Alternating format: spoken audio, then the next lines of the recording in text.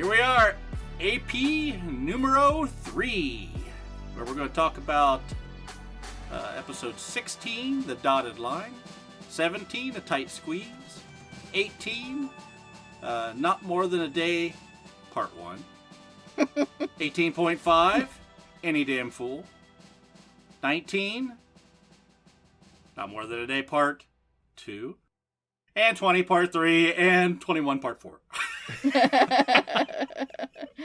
I believe this is what we should have did with our Heracleon episodes. We would have had Heracleon part 62. 17. Day 1, part 263. Yeah. Well. How far we've come. It feels like we've been in prison for a long time. Just a day. So far, it's only been a day. It's the first day. Well, one night and one day, technically. Yeah, remember when we were all like, we won't need an excuse. We'll just be gone one day. Well, we may be ahead of ourselves a tiny little bit. I think first, let's us acknowledge our anniversary. Well, actually, the show just had our 6th anniversary at the beginning of April. Woo! Insert applause. Yeah, okay. No, like in post. Yeah, okay, in post. Oh, yeah. We We can't afford applause. Come on.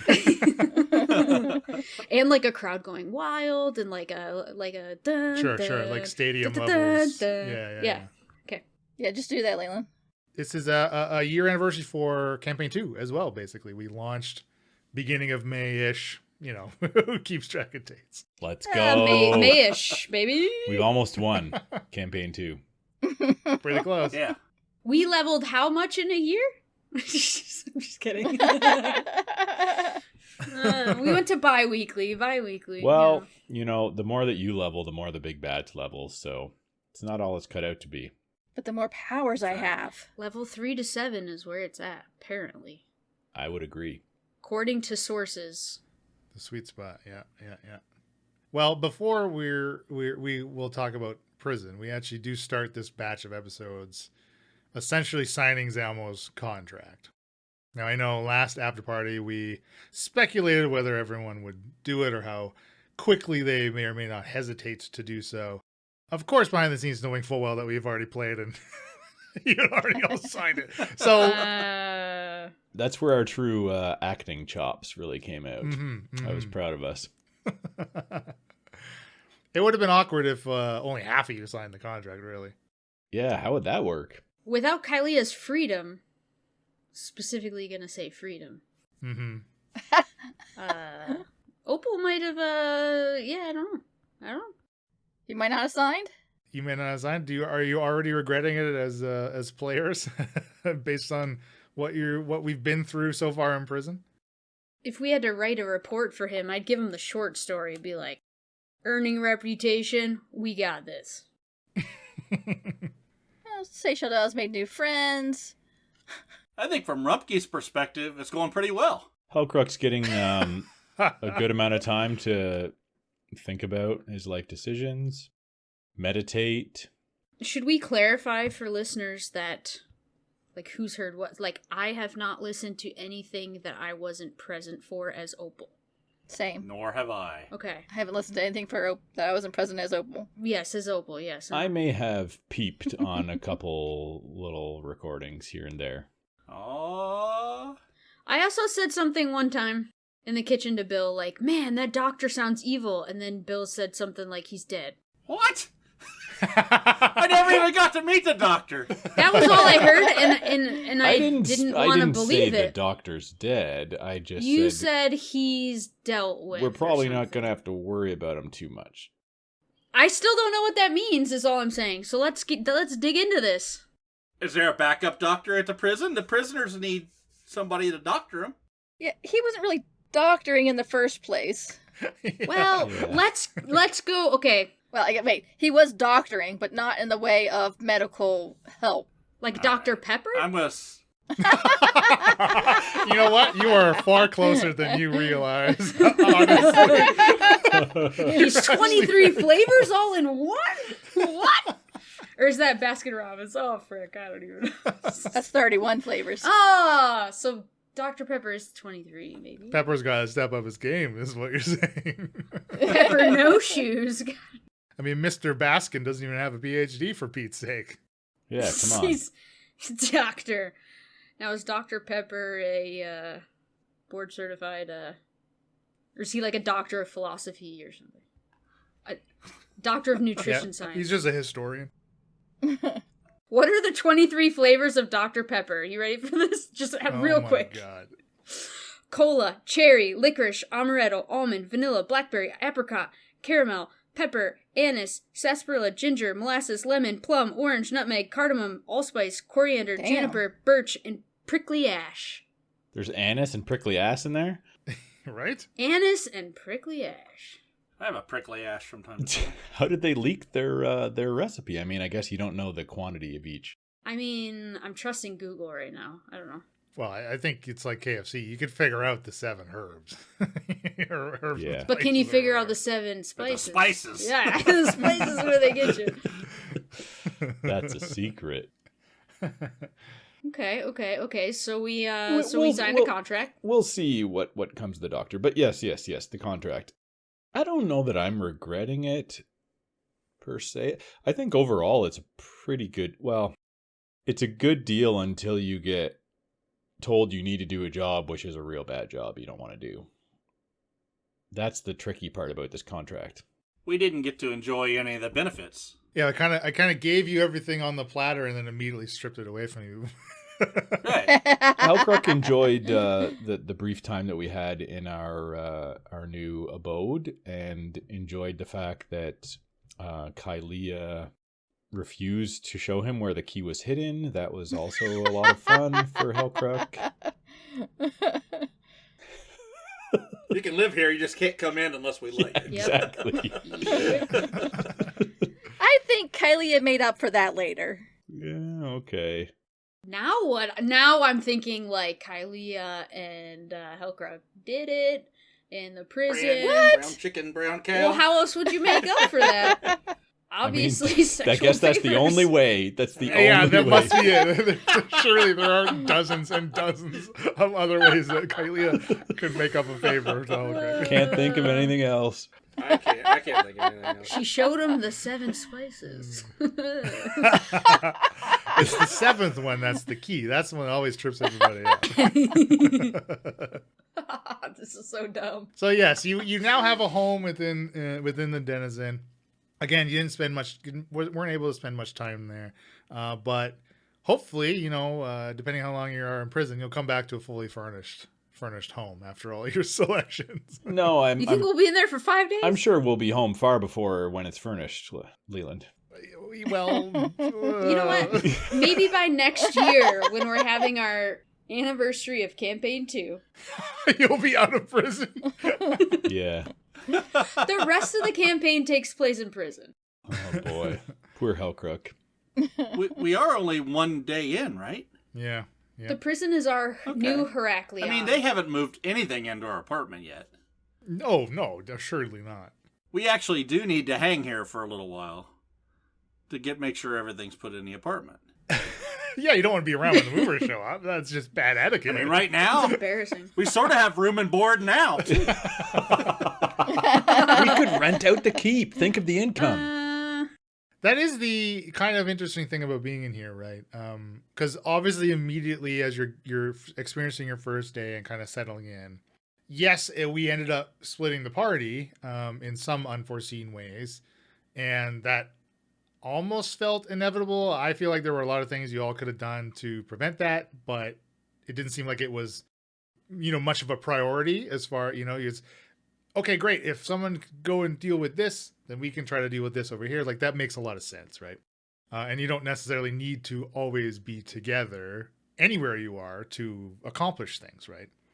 Sticking together may make accomplishing things a little easier in some regards, but in other aspects, it could actually make it far more difficult too. So the party needs to learn to gauge those scenarios for themselves. And when we get into some specifics about like being in the common area and getting out of the work detail, there are a few things that I'm like, okay, they're assuredly going to try to do this. And then you just didn't do, which is funny, which is really funny. Like So what? we all should have gone on work detail together. Well, and Opal's freaking work detail. Yeah, the way things turned out, you potentially could have, but I don't know. There were other avenues perhaps that could have been taken that maybe didn't end with Hellcrook being thrown in solitaire or Rumpke getting confined to the cell for the rest of the day, perhaps. I don't know. Really? It's just funny. I honestly cannot think of how else we could have done it. I mean, Opal could have crushed her trachea on the bench press, went to the doctor. Could've. I would have been going to the doctor if I failed that, and I Oh, didn't. boy. I Yes, nailed it. 100%. Absolutely. That's Also, scary. you guys almost drowned me. That was Oh, alarming. okay, can we talk? My goodness, that was painful to listen back to. Holy. Yes, it was. I Yes, did it not was. enjoy that one bit. Oh, man. I knew the outcome, obviously, because I'd already played it. And I think I'd already listened. So I listened back to most of the episodes again today. It's a second time listening, I'm pretty sure. Doesn't get any easier, let me tell you.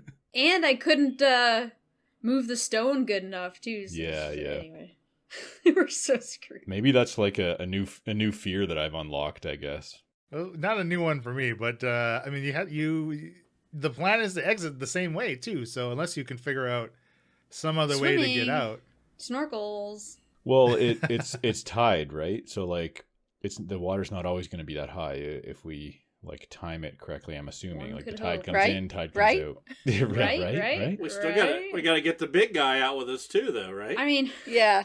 That's where the lube comes in. Lots of grease. I'm It's gonna- gonna take a lot of lube.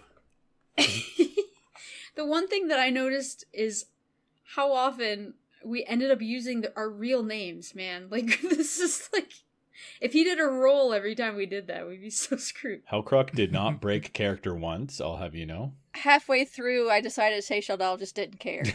Yeah. Because I could not keep track. Made it a lot easier on Emily. You're saying Hellcrook didn't fail once, but Hellcrook also calls himself Rumpke sometimes, so... You're incognito. You're undercover. Bill calls himself Rumpke. I also, while we're on episode 16, I took some notes and was honestly just cackling to myself while listening today. The plan with the carriage starts out with Benny, who then we find out is scared of horses. So then next, our solution is, okay, well, we'll add Frank into the mix. Oh, well, he might fall asleep in the back of the carriage, so we'll have to get both of them. So Benny can keep Frank awake, and Frank can steer the carriage because he's not With the scared of horse. horses. and then Hellcrook's like, oh boy, this is becoming pretty expensive. I didn't even remember saying that. In real life, the discussion about the carriage and the planning, like, it took, Leland edited the crap out of Oh it. yeah. Wasn't it, like, a lot of We talked conversation for a while. Yeah. in circles, and we were all just getting pissed off at the end? there like, was a few roundabouts of talking about that table talk that was cut, but I don't think it was as bad as you remember, really. But I do consulting my notes from back then. I have written down about 16 points of failure for the carriage plan. I have that in my notes there. So who knows what's going to happen once you're out of. have you... Not like crossing a river. Hold or on. anything. We went through 23 flavors. Please read the 16 points of failure. Please. No. I prefer to be surprised. Yeah. Yeah, I don't give away trade secrets here. I'm not Dr. Pepper. Yeah, I'd rather make it close to the end and have the rug pulled out from under my feet. That's the way I like to go. Yeah. Mm. Well, on the way to the prison, you did pass by the incoming Veritas longship, ready to meet somebody. And there was an after credit scene at the end of, I think it was actually episode 18 that it was, not 17. That I did not listen to. Where we did discover, well, the listener did discover who was meeting whom there at the port. Hoomst was meeting Hoomst. Whomst, yes.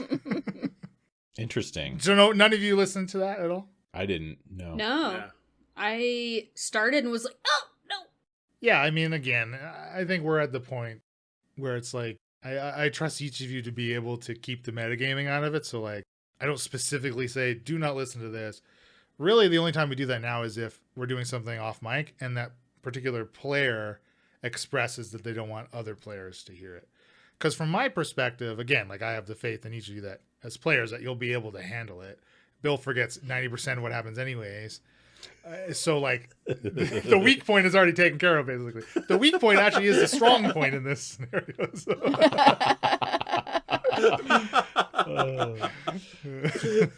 You're welcome. Thanks. What can I say except you're welcome? This sounds like a Moana song. It is a Moana song. Okay. Alright. You think you're the Rock now? Well, I have been mistakenly called thick-headed, so it's pretty close. So what are your speculations on the Veritas arrival here in the city? So again, out of game, and I think your characters know the general world events, right? About you're in the midst of this third mineral war, that Veritas is one of 3 mega conglomerations essentially that fight out these wars, both like economically and like physically, like troops on the ground, depending on where these deposits of the Zillium are found and discovered and who currently holds it, etc., fighting back and forth. So the purpose of the founding of the city of Stormcape was the founders, the founding families, wanting to basically, excise themselves from those world events as far as possible. So, as far as like historically where these Zillium deposits have sprout up, the positioning of how north Stormcape is pretty well as far away from, the known deposits that one could get, basically, which is part of, the area in which it was founded, and maybe not exactly where the founders thought they were sailing because they eventually got shipwrecked up there.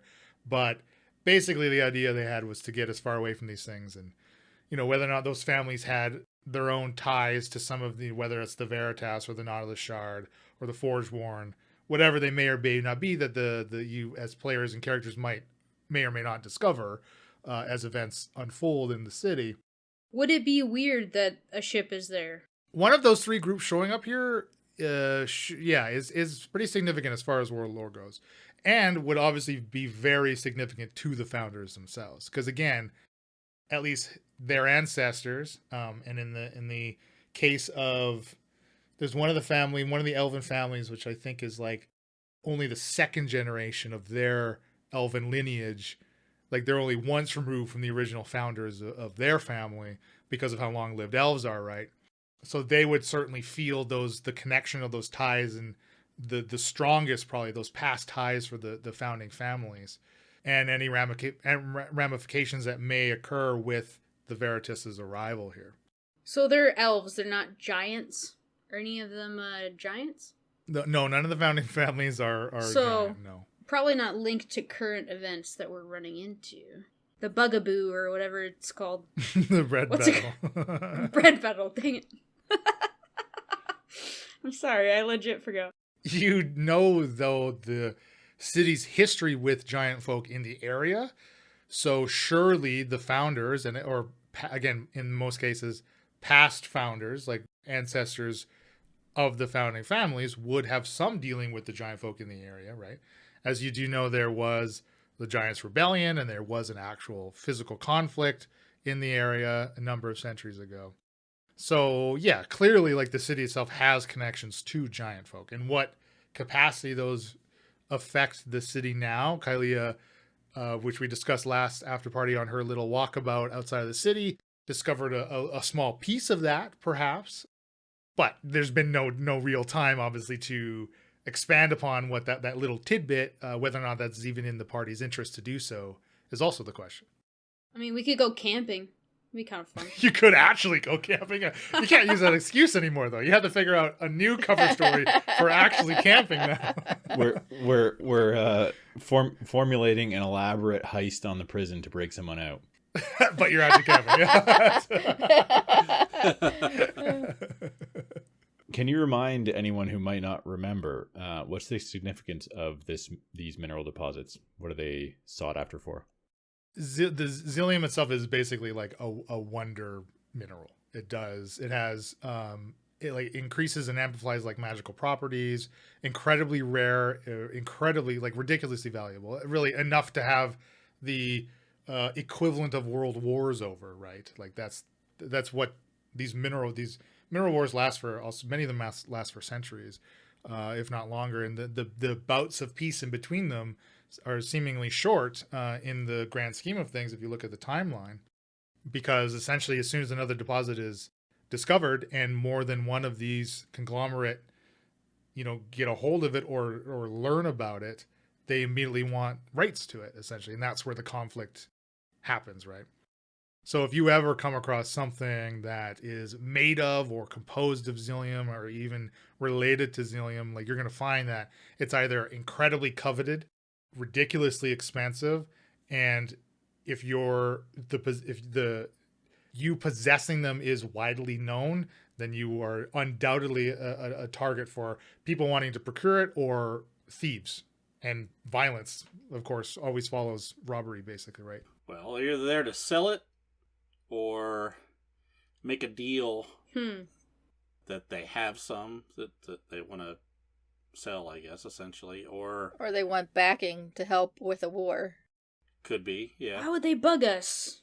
That's another thing you all would know about Hellcrux specifically would have knowledge about how the city guard operates. Like, the city guard has always acted more like some type of armed force, like army, for the city, which, again, part of that plays into some of the past conflicts in the region.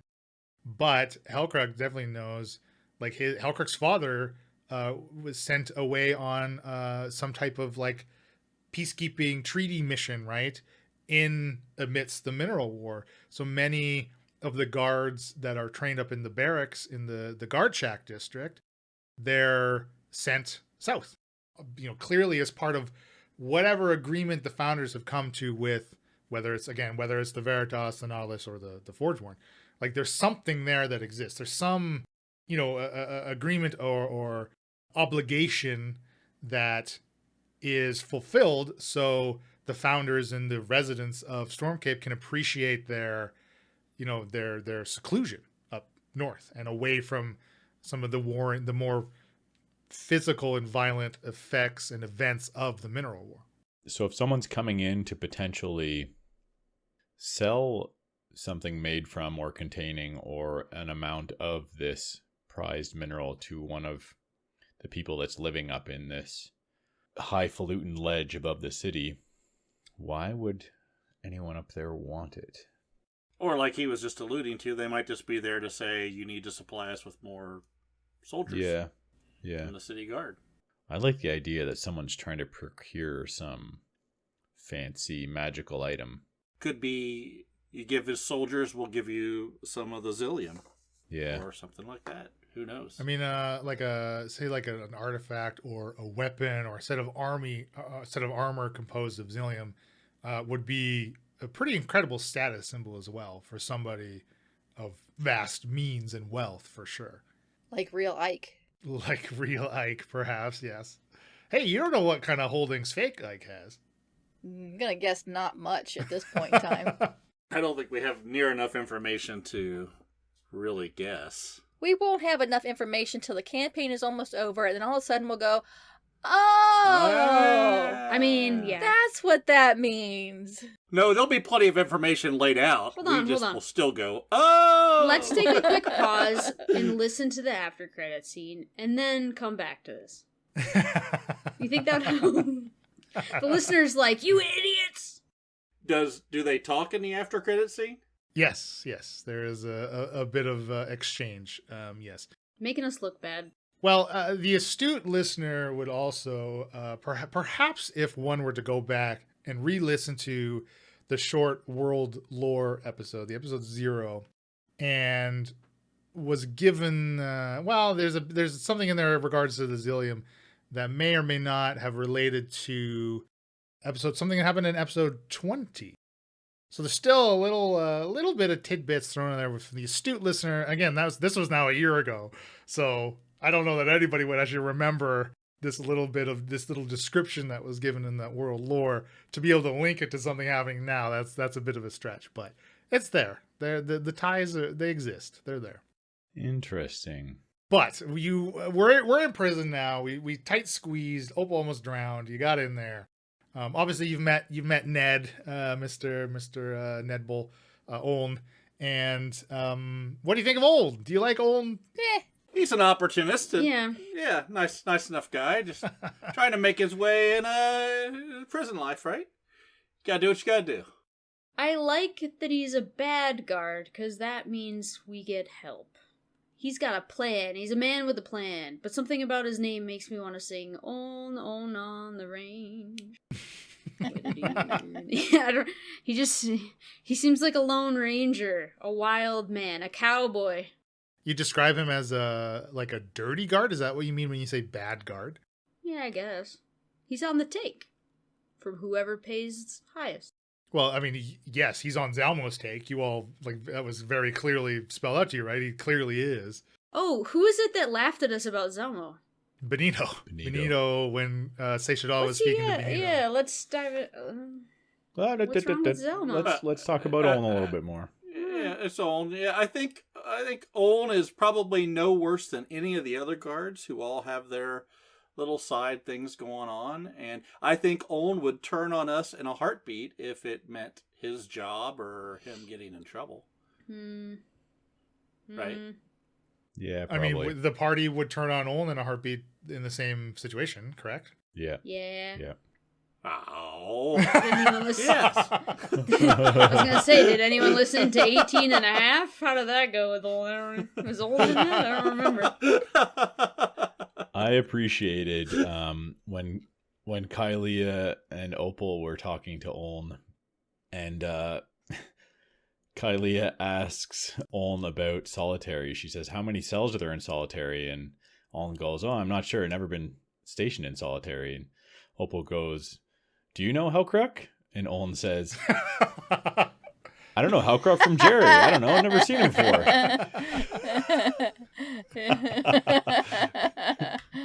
Do you know Hellcruck? Or do you know Hellcruck? That was me being stupid too. I was gonna say, listening to that back, I'm pretty sure Leland genuinely misunderstood. Yes, what I Opal was fooled there for a second. I feel like Bill's usually the one fooled, so that was pretty good. There is a difference between do you know Hellcruck or do you know Hellcruck? Yeah. True, there's a comma in there somewhere. Do you know Hellcruck? Do you know him? Do you know him? Yeah, I got a good cackle out of that. Did we meet all the prison characters we were supposed to meet? Have we met everyone?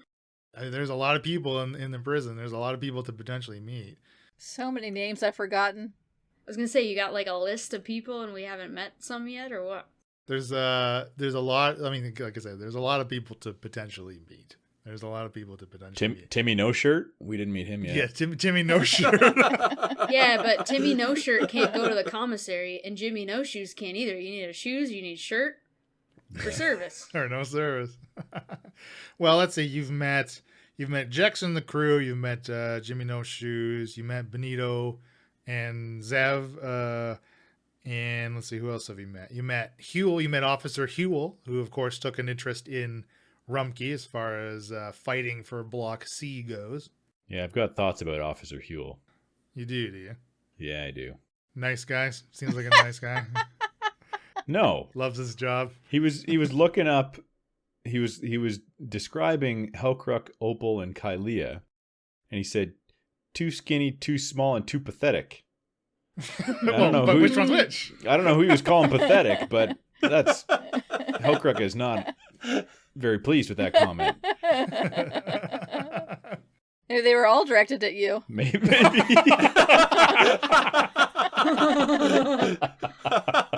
You keep it lean, you know? Now let me describe the girls. Next.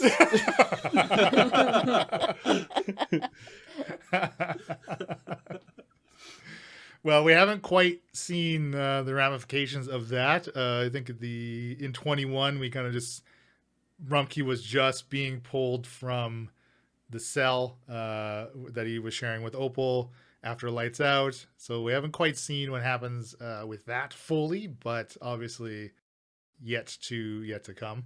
But speaking of Rumpke in his cell, he had a bit of time to reflect on some of his burgeoning abilities. Yeah, a little bit. Is there anything about the path you're taking with Rumpke you want to fill in with the listener, or just let them figure things out as it happens? I mean, I think it's becoming clear that as he's remembering or having these flashbacks, that he knows there's something more to these tattoos and this, the emblems, the things that he's learning that are unleashing some kind of power within him that he didn't know he had. And he's starting to learn that he can somewhat control it. I don't think he knows why yet, but it's going to unfold as we go. And I like the idea of the character, of course, remembering things. That's not a new concept or anything, but how he deals with that transition when you start, how much of you that you are today stays when you start remembering who you were, and what's that mixture going to be, right? I mean, imagine if you were in a car wreck and you've lost all your memories, you came back, you became somebody, then suddenly you got all your memories back and you were a real bastard, or whatever. How would you justify? You would think you'd just go, oh, I'm a good person now, I'm going to be that good person. But suddenly you have all this new information that you might go, oh, maybe that's who I really am. I mean, I'm playing it just like everybody else too, right? I mean, we're sort of unfolding this as we go. We have a direction, but how it happens, I have no idea. Right. Yeah, we definitely developed. I think we might have spoken about the mechanics behind some of your flashbacks and stuff before. And if not, I mean, you make a Constitution roll, you roll a d12 that kind of determines some of the consequences to the vision you may or may not have.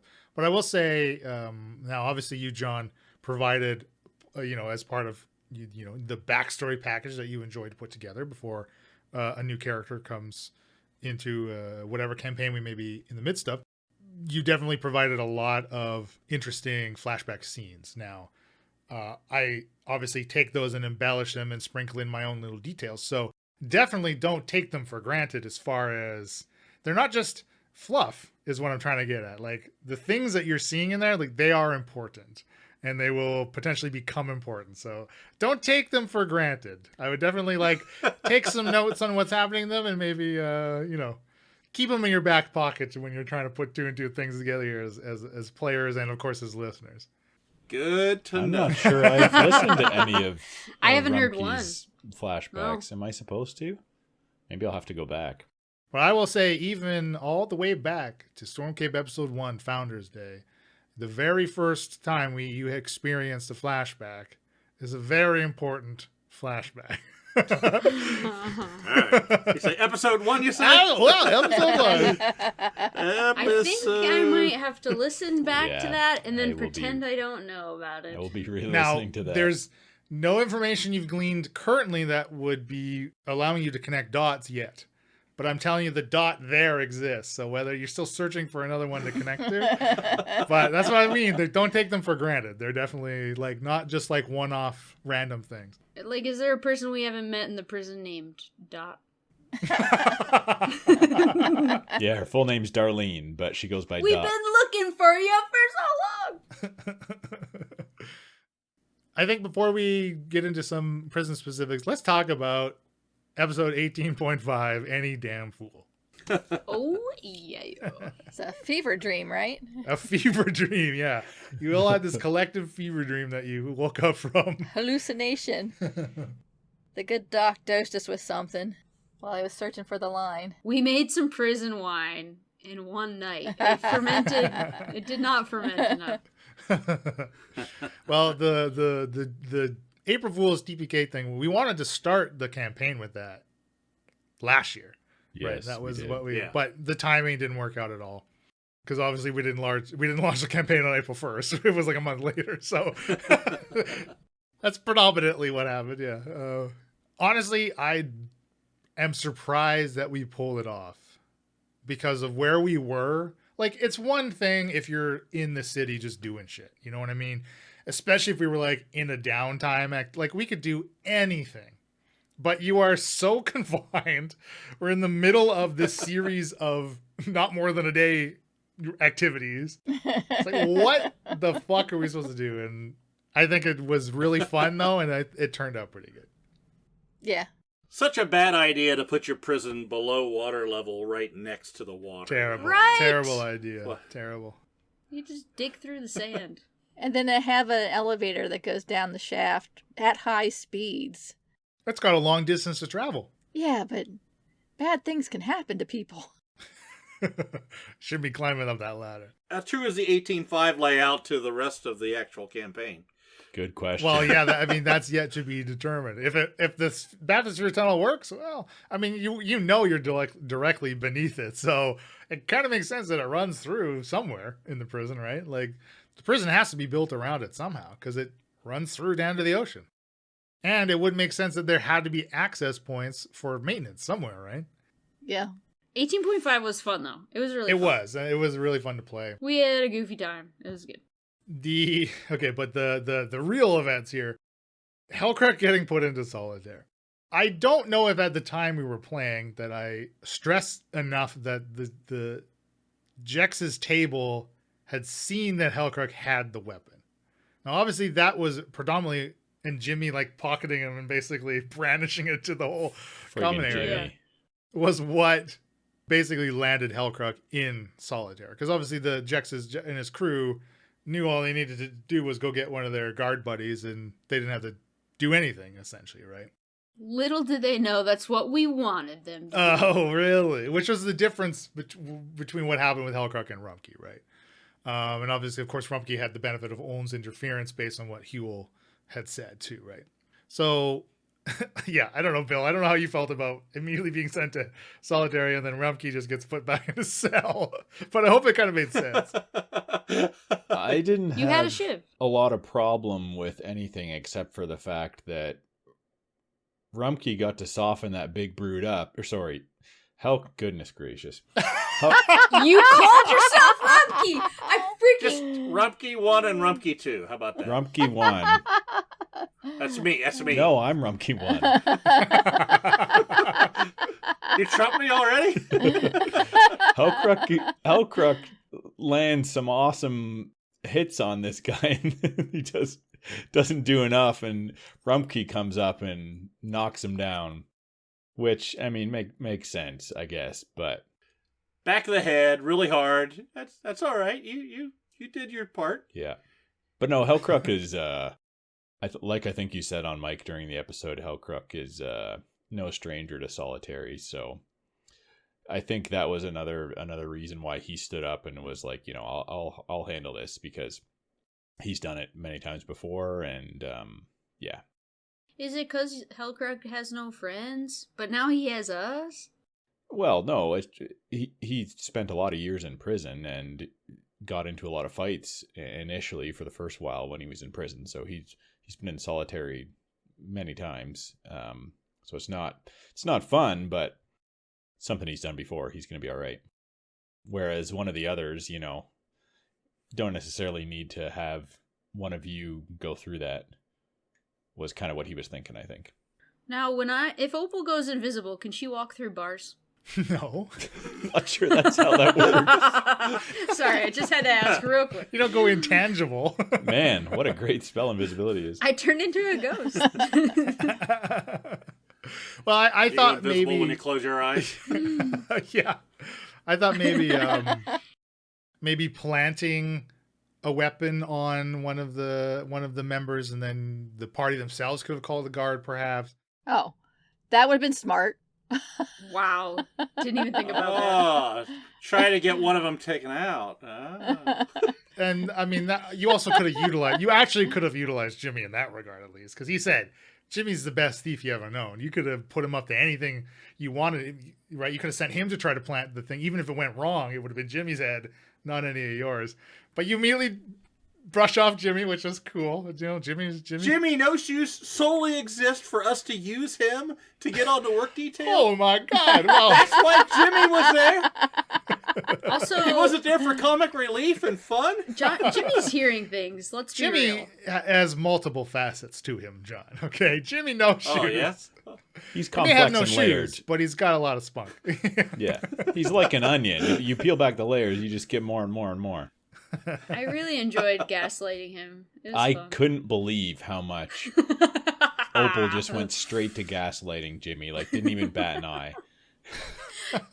You're crazy. It brings up an ever-looming question about when Seisha Doll herself is interacting with people outside of the party and outside of known acquaintances that are familiar with Kylie and Seisha Dolls.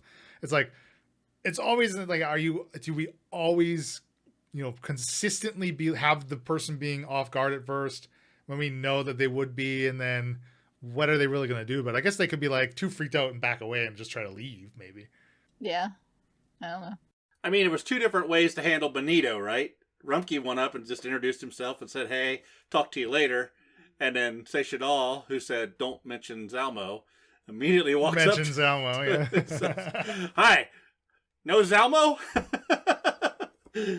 I mean, it worked, and I'm not saying anything bad about it. I'm just saying there's two different approaches to getting a task done, right? The indirect and the direct. The way he scoffed when Zelmo's name was dropped, I'm a little bit, I don't know what's going on. That made me second guess the contract. What does he know? He's been in prison for 20 years. Well, yeah.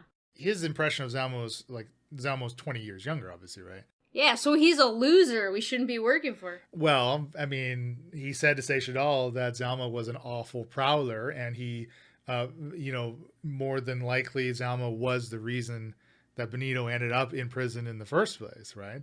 That's what Benito's suspicions were, all but confirmed, is essentially what he said to her.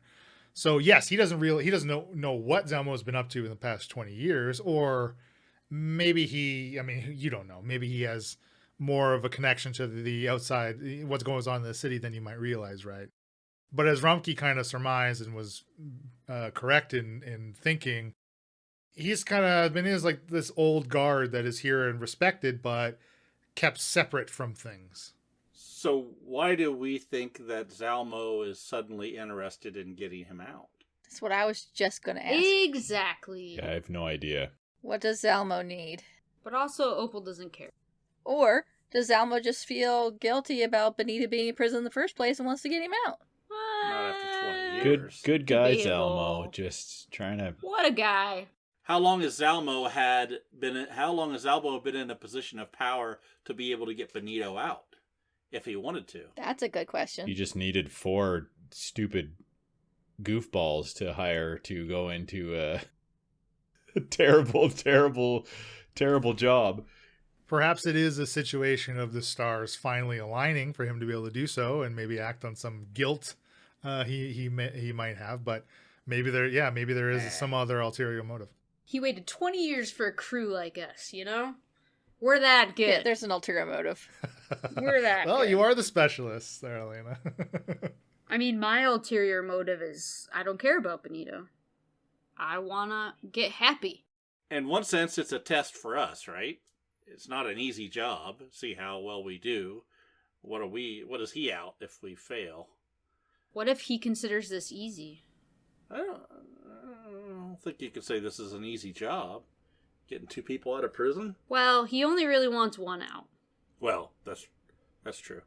But yeah. And quite frankly, the major complication in the task is Happy Lilton. Yeah, honestly, We made it harder. that's making it much more challenging. Well, we meaning Opal. I'm assuming when you guys come back to the cell, you've got that all taken care of. Yep. I hope so. Yeah, easy peasy, no problem. That's why you were sent down there to take care of that part Also, of it. I've been in the cell the whole Yeah. time. Everyone just keeps leaving me things. I had to go to work. Okay, so Helker goes off to solitaire. The plan fails, meaning Rumpke has to step in. Everyone's getting called to the giving out the work orders, right? Seeing who's getting on the detail. And a member of the crew, pointed out that you've been dealing with, goes off by themselves somewhere. Oh. But nobody picks up on that. So I was like, oh, maybe they No, can we did not. jump this person in the bathroom, and then that would free up a single slot, right? so Oh no. I'm- We did I'm not really- pick I up was on trying- that. Wait, Leyland, you're saying you put somebody in the bathroom specifically for us to go take out so we could get on the work detail? Hellcrux just pulling out his last little bits of hair in solitary. You idiots! It is funny that ultimately from Rumpke's actions, you free up 4 spots on the work detail. Yes. And only Yeah, right. and Go only big or go home. one gets it. Like, I really thought that I'd have time to go back, okay? I was very in my head about casting spells that I could and collecting components. Honestly, I like the split up of Opal and Rumpke and Kylie and Hellcrux. Like, I think that those two sides, like, and as far as the coupling of players is something that dynamic that we don't generally get to see all that much. Because, I mean, honestly, it kind of ends up being, the couples doing something, or even further split, right? No. When last campaign, I won't drag up anything too crazy, but Bill lied for me. No Lied spoilers. to me. No spoilers. For how long? How long? I'll just say that you not being available for work detail gave Seychelles quite a bit of fun. Yeah, okay. I was, I'll allow it was fun. And even listening back to all those episodes today reminded me of a lot of fun that we had in episodes that are not released yet. Spoiler alert. I won't spoil anything, but yeah. Hellcrux had some good fun with Kylie and Seychelles. Aw, you remembered your name. Rumpke number 1 had some good fun with. There you go. I didn't know who you were talking about. Ooh, who's Hellcrux? Oh my god. I can't believe how often I do that. Honestly, it was fun. Opal and Rumpke didn't really get up. I mean, Opal had her own fun. Rumpke was locked in the cage. Okay, well, Opal, why don't you fill in, Elena, why don't you fill in Emily and Bill what Opal's been up to in the prison then? Opal has enough components to use invisibility spell twice a day. Ooh. Which is cool. That's what I was like working on for solitary that didn't end up doing anything. And then Rumpke was locked in the jail and I went exploring and kind of mapped out the area. I think I found one door where I don't know where it goes. Is that correct? One goes to A, one goes to C. And then... Yeah, you did find at least one unmarked door. Yeah, that's right. And I also found the gym and made friends with Stan and... Mel. Mel. And I can trickily bench press a lot of weight. But I could have ended up at the doctor's, it sounds like, if I failed. If the roll went bad, yes. Because Stan's voice box got crushed. Mel's He's like, voice box. Frick, opposite. Mel. He's like, she can do that? Let me try. Then it crushed his larynx. Really? No. Mel ended up at the doctor, or he didn't make it? He refused to go. So, again, it's like both sides are hearing... Don't deal with the doctor if you don't have to. It's like, good God, don't go to the doctor if you don't have to. Yeah. Basically, I learned that being part of the Trinity can get you special perks in the prison. I thought it was funny you were asking a lot of questions, but then you said, I've been in Cell Block C for a while. Like, you've been in a prison. I think I asked some questions like, I'm new to this. Yeah, that's true, the warden. So I asked about the warden. I asked about the doctor. Yeah, everyone was like, don't go to the doctor. I mean, invisibility is a pretty solid thing to have, especially in the current circumstances we're in, so... I mean, thank the gruel. Yeah. Thank the gruel. I was supposed to use some sort of, like, sap from a tree or something. I had to Google, and Leland let me use the resinous gruel that we eat. Yeah, the coagulated morning breakfast. I mean, you rolled for it and you got the roll, so it was good. I got a lot of good rolls. That's kind of all I did. And then I got back to the prison and was like, where is everybody? And they were like, people on work detail, come back later. And I was like, okay. That's right. At Lights Out, they were in their cells, of course, and they witnessed the roll call and, of course, learned, only 2 in this one. One's in solitaire, one's on work detail. And a couple hours later, others were being taken back. They actually saw, they don't know her name, but they saw Ambleside being returned to her cell after the end of the work detail and had a chance to say, hey, where's our friend? She was on work detail too. And there they learned that Kylie was pulled to be the doctor's assistant. And then I was worried. Well, Emily, what happened on the work detail? Oh, the usual. I met a baby boulette. Got What? my arm chomped by said boulette. Tampered with its harness twice, 2 different places. Just, cause a little bit of chaos potentially in the future. Are they like guard dogs or something? They're used to dig the jail, to make a bigger room in the jail. They use the boulette to just claw away at the stone and dig. They making cell block E, F, G? They're making new quarters for the warden, or for the doctor. Making him a bigger room. Don't worry about that now, apparently. Yeah. Foiled! You put the bullets out of business. There's a mama boulette there as well. And they're kept in separate cages, so they don't even get a cuddle at the end of a hard day at work. Aw. Yeah, But pretty maybe rude. Mama eats baby? What? That's a thing that happens in nature. They gotta keep What? them apart. They're not hamsters. I think they keep them apart so that it's easier to get the baby back into its little portable cage. It has like a kennel? Yeah, they have there's 2 cages where the mama and the baby go, and then they put the baby into like a harness and take him around and to where they're digging. Wait, Leland, did you put a bullet there just so we could mine our way out of the prison? Having a way to follow. Aha. I'm just asking because there's been so many other things. we Active missed. members of our Discord will know that when I first got the 2024 Monster Manual, they've included a baby bullet, and I was very stoked about it being in the manual. And I was adamant that I wanted to give the party an opportunity to get one. So, As like a whatever the pet? party decides to do. And we with can it. carry its kennel around and have him on a little leash? If we're able to acquire that baby bullet as a pet, I will be beyond stoked. Aw, what's his name? How fast can it dig a hole? I mean, they have a 30-foot burrow speed. That's wild. I mean, we can get out. We found our way. You just push that baby right in front of us and... Does he like a good gruel resin? I could offer some. Oh, we did get better food on the work detail. We got an actual sandwich. What? Ah. Like not moldy bread? Yeah. Good food.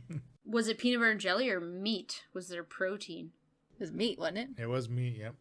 Whoa, what kind of meat though? We talk like you eat, are you a cannibal now? These are like repurposed prisoners? Oh, damn, I didn't Oh, think it of was that. tasty, whatever it was. This is so. probably because we've been watching Silence of the Lambs.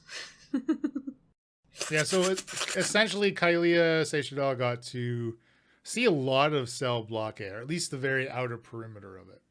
Some of the ways she was taken before and after work detail. But at the end of the work detail, she did have a run-in with Dr. Cockle as he was strolling down the tunnels choosing new patients. I got a question. That did not go the way you expected it to go, did it? When it was just you and me recording. No, I had a pretty good idea where it was going to end up. Did you expected Kylie to try and save Hellcrook? Oh yeah, I mean, I expected her to try something. Yes. Was it Kylie or Seychidal? Kylie tried to save Hellcrook, and then when Hellcrook came on, and the 3 of us recorded, Leland rewrote a little bit of that, and so we had to redo a little bit of that. No, I didn't rewrite anything, and no events changed. The only reason I wanted to roll it back was because you and I solo did things that Hellcrook would have been there to experience. So rather than trying to clue him in onto what his character was there for, but the player wasn't, I figured it was like a couple minutes of things that happened. So I wanted to just roll it back, and well, I guess inevitably slight things would have changed just based on, interactions and the time between. Like, it wasn't like the next day we were recording it, right? It was, I think, a week later or something. So I didn't like purposely want things to change. I just wanted Bill as the player to be there to hear what was, because just because he's in the darkness, he's still hearing the verbal exchanges that maybe Kylie and the doctor were having, right? And Kylie and the rest of her crew were having. Yeah, it wasn't replicated verbatim for sure, but like I didn't purposely try to change things. Am I remembering wrong, but it seemed like the doctor had more to say the second time around? Well, that actually was it was like a nice retake for me because I knew what I wanted the doctor to be like. And I kind of flubbed it when it was just you and me. So I did actually have a chance to be like, okay, like I knew what he was going to be like. He was enhanced. Yeah, so he was a little enhanced, yes. British accent? No British accent. No. Oh, okay. I did.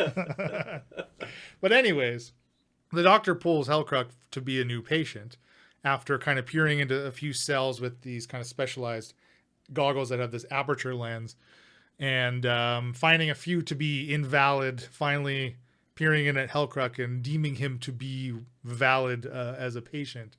And Kylia's interference led to the doctor kind of examining her with his goggles. I believe he calls you the conflicted one, or conflicted one, recruiting Kylia as his assistant to deal with Hellcruck.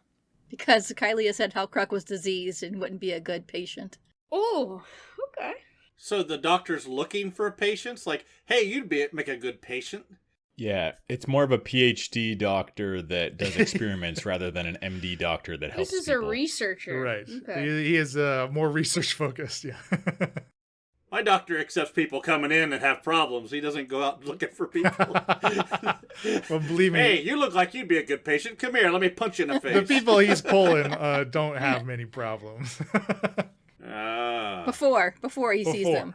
Afterwards, it's a whole different story. What made Hellcruck a good potential patient in the doctor's eyes? They didn't quite get the chance to figure that out before things escalated once they made it back to the infirmary. He didn't care that he was terribly diseased, though.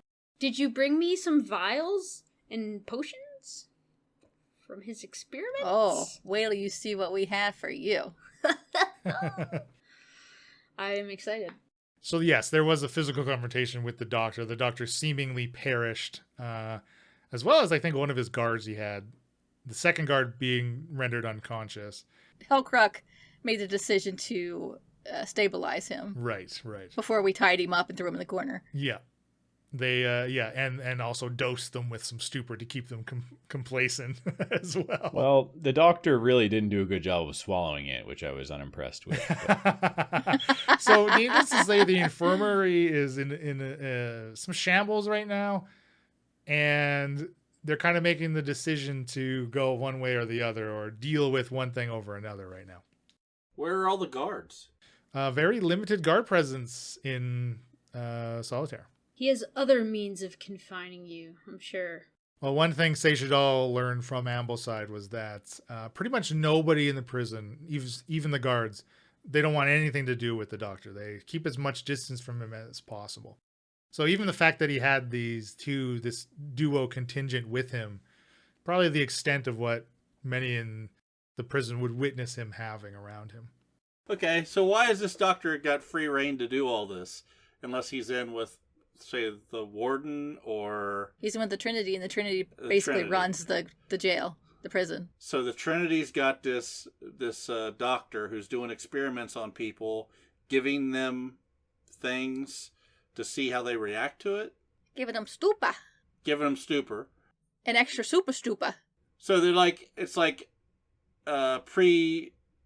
like somebody testing people with fentanyl and seeing how well it'll work so they can distribute it. I mean, is that what this is? Because that's what stupor is essentially, right? Mm-hmm. Cocaine or... It's probably more like heroin. They're making better heroin. The type of drug doesn't matter. The point is that it's an illicit drug. Right. Why would the Trinity have a doctor who's running tests on people to see how this drug affects them? I thought they were already selling stupor out in the streets now. Well, it seems like there's some... It's not just straight stupor. They may have some additives, I think, possibly, or something different. There's different colored elixirs. So they're giving it to the people in the fighting ring to make it so they fight longer, so they can take more punishments, so they can do bigger bets, or probably he's going to go outside the fighting ring too, I would think, and just maybe the people from that other group, what are they called? The Veritas? are coming up to get some of this super stupor to give to their soldiers so that they will keep fighting longer. Oh. Emily! You're giving Leland There you ideas, go. but I like it. I think he already had the idea because he's smiling. He smiles so that he can say, I already thought of that. Super stupor There soldiers. we go. I think we just figured it out. Let's just get a bullet and get out of this prison and... Campaign over. Apparently you need a vial. The whole vial. You can't just give a little bit to somebody. You got to give them the whole thing. That's more to conform to mechanics. It's essentially like drinking a potion. That's Health potion. yeah. It's to simplify that. But I had vials. And I couldn't keep them all. Well, you chose to give them to unconscious people that you had already tied up and knocked out. I mean, I don't know what you were doing. If you really wanted to get your hands on as much of it as possible, you should have just kept all Making 5 sure they bottles. didn't stab me in the back is what I was doing. Is the doctor dead, or is he potentially dead? He looked dead. Did you feel for a pulse? No. You don't know. Knowing Leland, No. he is still alive. Well, he said something earlier where he didn't say he said he didn't He say said he's not- potentially. What did he say? Yeah. Let's rewind that. There was back. a word there. I almost said something, but somebody else was talking, so I had to wait. And now I've completely forgot what the word was. But it alluded to the fact that they weren't dead. Yeah, I picked up on his Yeah. choice of verbiage as well. Well, I didn't want to spoil it for John and Elena. Oh, right. I think we know each other well enough by now. So he looked dead. Seychelles tried to pour some super stupor down his throat. Mhm. And Yeah. he didn't drink it, so he wasn't just unconscious. He had no gag reflex. Yeah. So he's dead. But he drank a whole lot of super stupor before we killed him. So To be clear, what he drank is different from what you now have your hands on, okay. right? Because they're very different colors. In fact, the vials you have are this red liquid that look very similar to a healing potion. The vial he downed was bright green. Yeah. Well, by the time Kylea and Hellcrook get back to Opal and Rumkey, they're going to have a lot of goodies to discuss and disperse. Believe me. Oh no. From the doctor's hide. quarters. Oh man. Can you remind us? Did he describe one potion versus the other as far as what its effects are? Or I can't remember if I know how when he was looking at Hellcrook, he was talking about. I can't remember exactly how he was saying it, but trying to decide if Hellcrook was more pain or pleasure or something like that. Gotta find the fine line. Yes, he was searching for the fine line between pain and pleasure. And he did ask, I mean, he really put the question to his new assistant, Kylea, to decide Hellcrook's fate. Choosing the route you chose, or the one you chose, kind of led to the red type of stupor. Perhaps the other choice may have led to what the doctor himself drank. He did say, when you put up a fight as they were trying to strap you to the bed, he definitely said, oh, you're not here for refuge. You want to hear the chorus. See, I thought the second choice was death. Yeah. I thought it was just straight up death. So was he picking you because he thought you were strong, or because he thought you were skinny and wimpy? Well, as long as it's not pathetic. Oh, yeah. If his goggles could see Seychelles. I need to listen to this now that it doesn't really change my choices or whatever. It was very interesting. I don't really know how I thought that was going to go. I had hoped that it would reunite Kylea and Hellcrook in some way. But whether or not it was Kylea sitting back and watching Hellcrook get tortured, I was like, oh no, not Bill in this situation again. Because it could have been any one of you going to solitaire, right? Yeah.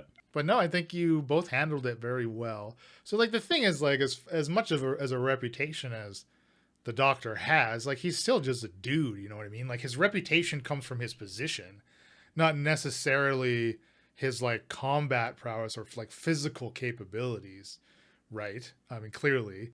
Yeah, it's more his brain. Right. I mean, it didn't take very much for the two of you to put him and two guards down, right? I know Kylea was pretty beat up, and I think shot your shot with your limited spell slots in that fight, right? I mean, you use at least one full spell slot. I'm not sure how many you have right now. I'd had to look, but I think it's only like 2. Yeah, at max 2, I would say, right? And Hellcrook obviously like burned through his key as well to do it. So you definitely expended the resources you needed to survive the situation for sure. Like, what if you had both been knocked unconscious? You would have both woke up strapped to a gurney. Like, who knows what would have happened? Which is eerily familiar for Bill. You know, he's been strapped down before. I know. I was like, I've had a great weekend like this with Bill before. I don't want to put him through it again. I was hoping I'd get strapped down for once. Mr. Abs. I don't think the Mr. doctor has Abs. scabs quite like you do, Leland. He wouldn't be able to recreate the scabulate. Ugh. So I think as far as timeline and time of day goes now, like we're officially past midnight into our second day. So that does end the Not More Than a Day series. The next episode 22 will not be part 5, as I would say. We're officially past the first day. Unfortunately, you didn't pull it off in your first day. You gave it your college try. You gave it your We're best. this close. You were so close. We're this close. Everyone hear me out for the new title, though. Is 22 going to be next day part 1? Yeah. Day 2. My title was going to be More Than a Day Part 1. Okay. Obviously, there's whenever we split the party, there's the potential for an imbalance to occur, and it's definitely happened in this instance. Opal and Rumpke are far more limited in what they're actually able to do in where they are versus Kylie and Hellcrook. I mean, obviously, for the majority of the day, like Kylie on the work detail, Emily, you chose to basically play the work detail out, but I was kind of expecting you to try to slink away maybe and look for Hellcrook. I didn't know what to expect, right? So you decided to just build the relationships with the rest of your crew, which I think was smart. So you definitely have struck up a chord with Ambleside in particular, who's a member of Jex's crew. So how that might play out, ultimately the party is confronted again with the entirety of Jex's crew. Who knows what will happen with that, right? I think you messaged me, like, hope you didn't feel left out, or something along those lines. And, like, basically, I will enjoy listening to you guys play. Like, I enjoy being a listener for once and not knowing everything. It's really fun. That was always the part of what we liked about the off mic sections, right? And obviously they don't happen they haven't been happening all that much in campaign 2. Now, I had a thought about being in the prison itself and kind of relating to the overall flow of campaign 2 in regards to the downtime. Now, in the city, there's plenty of opportunities for downtime. And going into the prison, your goal was to get in there, do things as quickly as possible. Hence, these 4 episodes comprising a single day, right? Which isn't uncommon, right, for us. It is what it is. And I don't think it is a detriment to the show or anything, but there's certainly the opportunity or the potential for the passage of time within the prison itself too, right? To, the 4 of you going about the common routine of a day in the prison, right? You don't want that. You certainly don't want that because you want to get in, you get want to out. fast forward a week? Toggles and Sprocket's going to be breaking in, bro. I hope. Micah just goes up to the gate. Hello. I got a weird feeling about some kind of flooding issue that might occur, so I want out as soon as possible. There's no sump pumps around. Did we see cannons on that ship coming into harbor? It's just one, are we sure? Okay, that answers that. Yeah, it's fun. So what situation would have to occur within the prison for the bulk passage of a day, maybe 2? I'm definitely not a week, I would say. But what would have to occur for that to make sense in this context? If we can't get Benito. If something happens to Benito. Yeah. And Zev. We can't get Hellcrook out of solitary. I mean... Well, no, I think solitary is just for one night. Oh, you hope it is. Do we know anything else about Happy? Opal and Rumpke have no information about Happy, right? Everything gleaned about Happy right now is strictly in Kylie and Hellcrook's hands. I feel like I heard someone say he's on stupor or something, or... I mean, I guess really the question would be how likely are we to leave happy? If we get the opportunity to leave with Benito and Zev, are we willing to leave happy if we can't get to him? And I think Rumpke would say yes. Opal's not yet, but I mean, prison's gonna wear her down, I think, so. I don't know. She can only bench press so much, you know? I think Opal's been yelled at by 3 different guards today. No. So, yeah. I'm actually like... You're pushing it, Opal's Opal. a little... Opal's like making a name for herself. She needs to chill. Yeah, Jewel's a little mouthy, I would say. Oh yeah, sorry, Jewel. Yes, sorry, Jewel. Yes. Jewel Crusher. That is an interesting question, though. Like, at what point do you cut your losses here? Unfortunately, Constable Lilton is gonna. I mean, inevitably, he's somebody's loss, right? Like, if he's left in prison, or if you find him in some state that is either very difficult to manage, or some, or he's on the brink of death potentially. I mean, you saw the condition of a few of the tweakers in the cafeteria, bandaged up, like jonesing for a fix, trying to get themselves thrown back into solitaire for a chance of being in the infirmary again for another dose, right? That was obviously, now having, experienced what you've experienced. Potentially, we could just get Benito, not even have anything to do with Zev, get him the hell out of there, force him out, stupor him up or something, push him through the hole, and get the hell out of there, and we've accomplished our job. And so now we come full circle back to the wagon plan about having something to jam a guy into. Because you had a debate of, he's going to be coming along willingly. We don't have to throw him in the back of anything. Yeah, but if we don't have Zev. Opal repeatedly referring to Benito as the body. Listening I'm back sorry, to that, I I was All like, what? full circle. Here we go. I need to re-listen. There we go. I'm so funny. Oh my gosh. Oh man.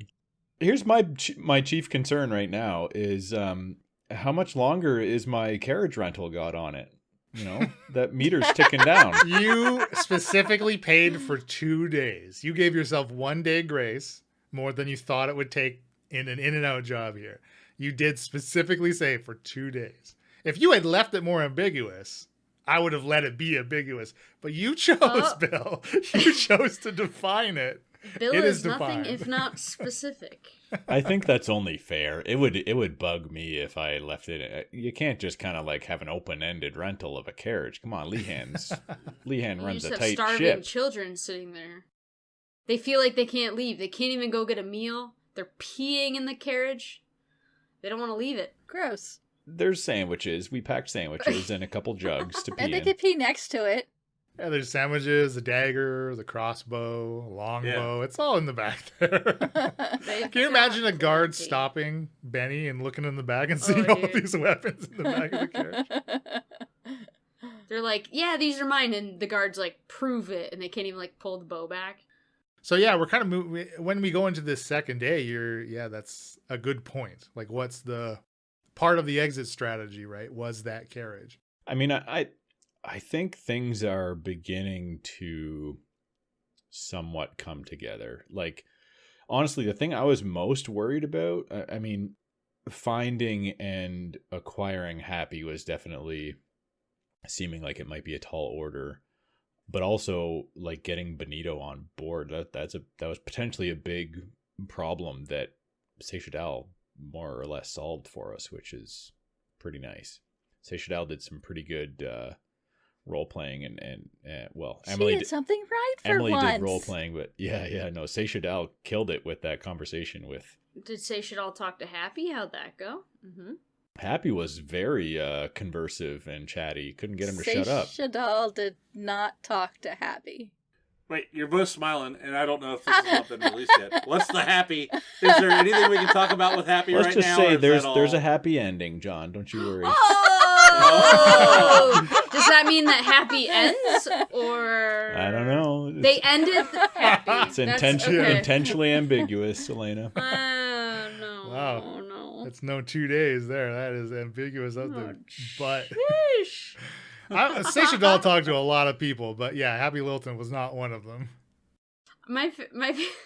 I do love when I'm like, did she sound like this or like this? Honestly, that was really funny. Opal and Rumpke speculating like it's probably not Kailea talking to people. I bet it's probably Station Doll running the show. She's like, what? Trauma defend. She just like takes over Kailea. I think that's how it Kailea works. does not like being underground.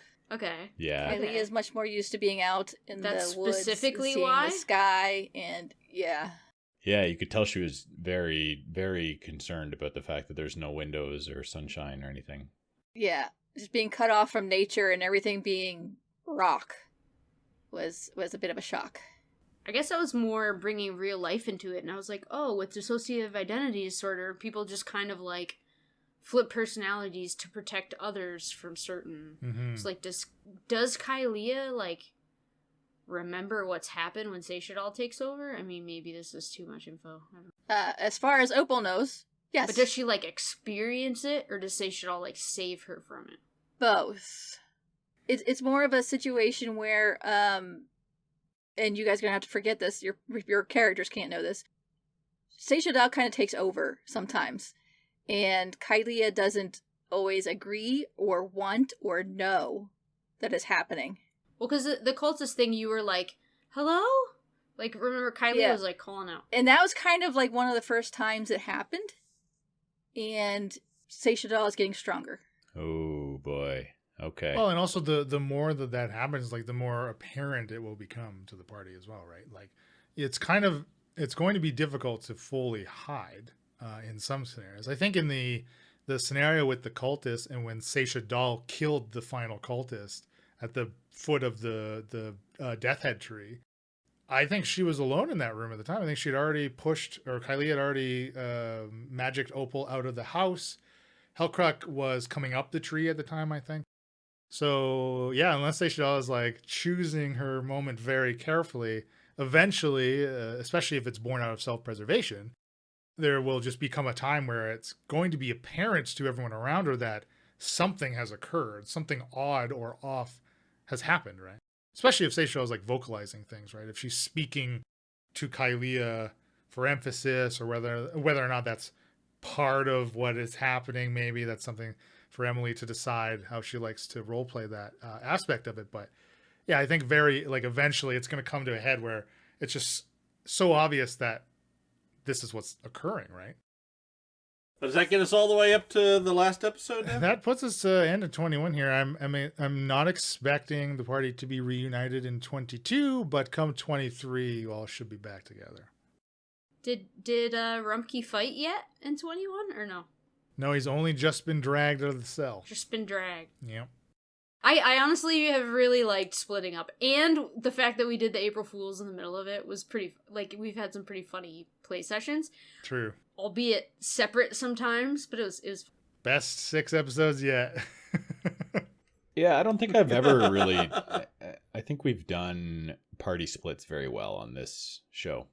Well, and then long-time listeners know historically, like, I love the splits because I like managing the timeline.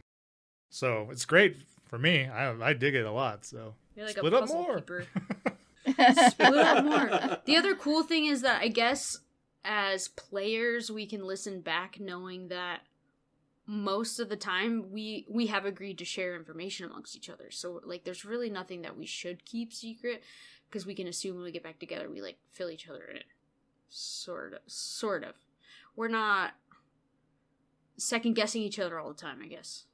Yeah, that makes sense. And again, even in the event of the characters being unaware of exactly what's happening between Kailea and Seishadal, when Kailea is recounting things, there is no reason for the rest of the party to believe that anything is being omitted, because Kailea herself wouldn't know if something is being omitted, right? If it is the event of her not realizing what's happening, if that is the case, then like Kailea she would also be unaware, right? She'd be just as in the dark as the party would be, right? Yeah. All right, well done. Well, hoping listeners are enjoying the prison stint so far, and obviously, yeah, the after parties come kind of few and far between.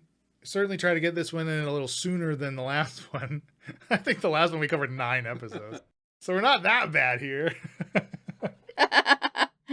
Every other month or so, you know. That's not too bad. It was February, I think, AP2 came out.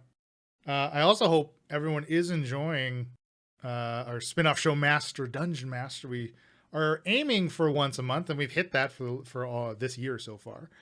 And it's been really cool getting to talk to new people and, you know, make new acquaintances and new relationships. Obviously, not all of us are on every single episode, which was also kind of the point of it. I think we've gone over, possibly discussed this before last after party. Well, you were there, right? You gotta be there. I mean, I don't necessarily have to be there, but I am. Well, you're the yes, master a constant. dungeon master. Come on. I mean, we could do it, but it won't get recorded. We named it after you. The master DM. No, I like the fact that it takes off a little bit of pressure because it can be challenging to, well, even with the 5 of us, juggling times when it works for all of us, and then you add in another person, it can become difficult. So I had a lot of fun listening to ones I'm not on. yeah, Yeah, I mean, that's a good point, too. It was like, obviously, we don't want anything to draw away from scheduling and release of the regular show. So if it ever does interfere with the regular show, then we're not doing something like we're doing you're doing, you listener, you Lelanders out there, I think a bit of a disservice Whoa. by removing an aspect, you know, removing something from the noticed flagship. Yes. That you Lelanders. started saying I used it. incorrigibles and things. You've stepped back a bit from the Lelanders, which was appreciated. I'm bringing it back, baby. I'm bringing it back for 2025. This is the year of the Lelanders. That's what I'm declaring right now. I mean, Master Dungeon Master. way to go, Elena. Aye, aye, Look what Captain. you've done. You know, We all had noticed. We just weren't saying anything. exactly. We're gonna make tank tops that say "Return of the Leelander," only available on tank top, and with the MDM dice symbol on the front. We also very recently recorded a playthrough of Call of Cthulhu, where we all got to be players, run by Paula Deming. She was very kind to devote her time and basically run us through a little one-shot. That will be releasing ASAP. I'm going to try to get that out in the next couple weeks here. So sometime this month, it should be dropping. And it was a lot of fun. Again, just how often do we get to just play all 5 of us? The role play, the role play is so good. It's Yes. so good. Yeah, really enjoyed it. And I like Call of Cthulhu as a system, too. It's cool. I mean, we just dipped our toe in, but I Yeah. liked It did not seem as bad, right? Maybe the downtime and leveling and things got more complicated.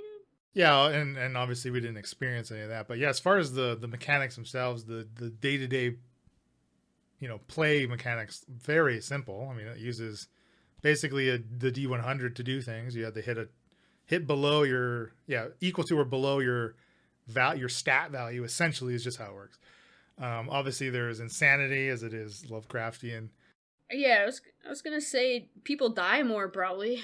Yeah, it Probably seems roll a more few more characters. punishing, but less mechanically complex, which I'm not against. I'm excited for listeners to hear it. It was a fun play session. Paula did a great job, and it was fun to, like you said, it's great when we can all be characters in a party together.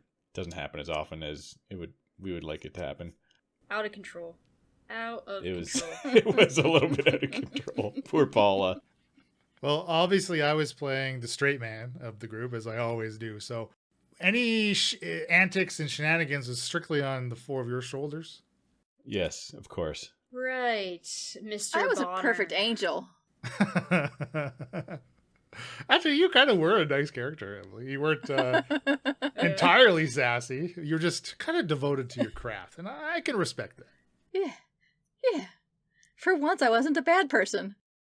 I think it's going to turn out very well. It's probably going to be 2 episodes, which I'll drop them on the same day, so it'll all release at once. It's gonna be good. It's gonna be good. 2 episodes on the same day. What has listener done to deserve such a thing? My goodness. Listener hasn't done shit, but the Lelanders, they've earned everything they get coming to them. You would. So the one person out there that identifies as a Leelander should be thanked by everybody else. Yeah, I know, Like but doesn't Emma? even listen. It's just- it's either If I recall correctly, haven't we sold more Leelander merch than any other type of merch? I want to Something say absurd Brett like that? has one. I know Britt has a Leelander shirt, and I'm pretty sure. No, Dave doesn't, but. I always like Dave. John, why don't you take us home here? Let's get the hell out of here. All right, I've been John and Rumpke. I'm Emily. I play Kylea and Seychelles, which maybe I should be saying Seychelles and Kylea. Whoa. Po, po, po. I'm Elena. I play Opal, known as Jew Crusher. I'm Bill, and I play Axel Snuff. And Rumpke number 1. Yeah, damn it. Right. And I'm Leland Steele. Happy adventuring. Bye. Bye-bye.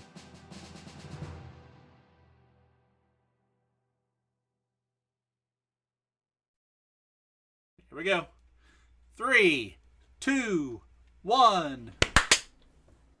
You're such a good counter, man. And I can do it backwards, too. What did we do What? without you? You mean you can start at 1? Well, that's forward, but yeah, I can do that, too. 0.5. 0.25. 0. I've been counting to 3 almost as long as you've been alive. Wow. That's amazing. I was a slow starter at 18. I was gonna say, I hope you could count higher than 3 at 18 years old. Impressive? Question mark. That's just what my teacher said. You were raised in Indiana. My 5th grade right? teacher, which was my teacher for 6 straight years. This has been a Sounds of Steel production.